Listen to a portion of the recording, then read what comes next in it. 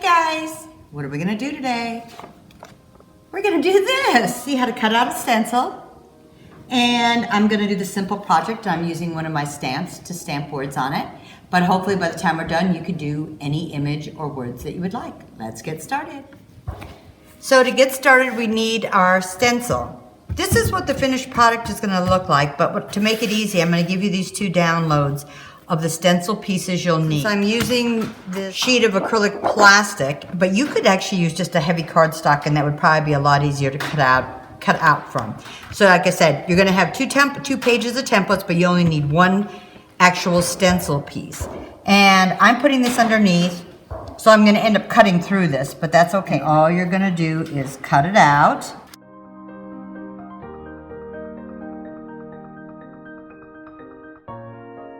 So then you're just gonna pop this out. And all you're gonna do is cut this, and you can either use your X-Acto and then cut these pieces out. I am just gonna make it a little easier and use my Sharpie and draw my pieces that I'm cutting out.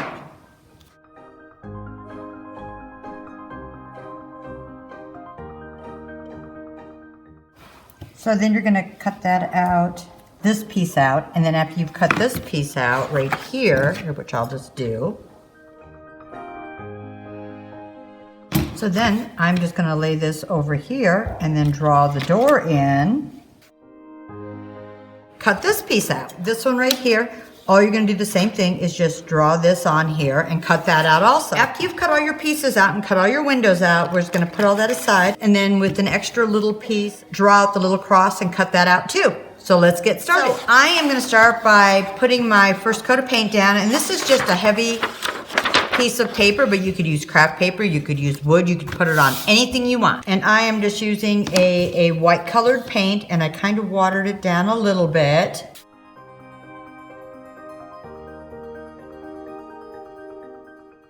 While it is still wet, I am going to get a different brush and get just a tiny bit of water on this brush.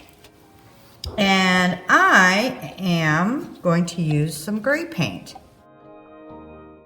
And I'm just going to kind of splash this on. Just kind of go back and forth, and I'm just adding a little color to it.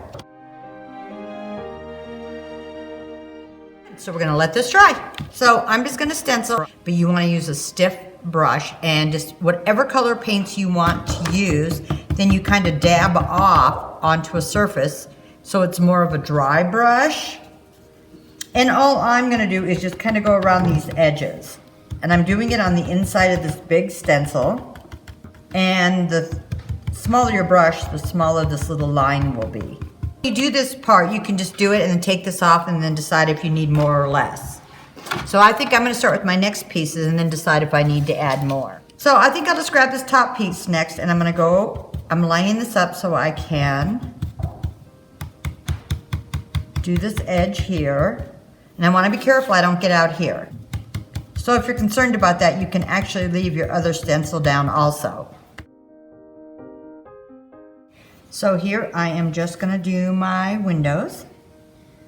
Dab some of this off. Just an up and down motion.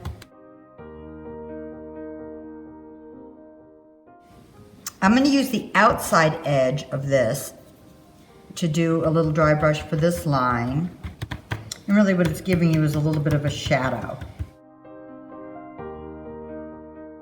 I might do just a little bit more around this door, but otherwise I'm pretty pleased. And we don't want to forget the cross at the top. There we go. I'm going to go let this dry. So I'm going to add just a little texture here and there on this. You could use any stamp you want, a crackle stamp, a wood grain stamp. I'm using this brick stamp. So I'm just going to use a light gray and just touch it here. Touch some areas here. So I'm just putting this template over the top so I don't accidentally get things. And if I really wanted to be careful, I could add little templates over that, but I'm not that concerned. You can see I'm just adding a few little dabs and dots in different areas. just to give me a little bit of dimension on this. So I'm just gonna put some words on here, so use whatever font you would like, and I'm just lining some of it up. I'm just gonna use a black ink, but you can use any color you want, or not use words at all, actually.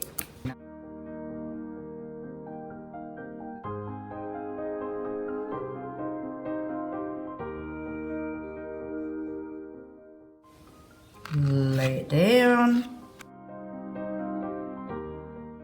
Hold on to it tightly so it doesn't move. Okay, get the rest of the letters on here real quick.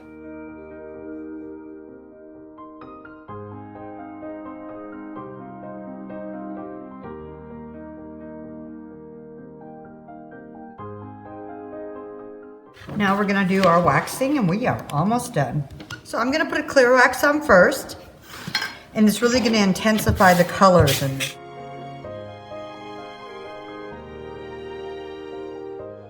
I am going to add just a tiny smidgen of white paint to brighten this up. And not quite a dry brush technique, but I'm going to try to get some of the big chunks off of here. And then I'm just going to go like this.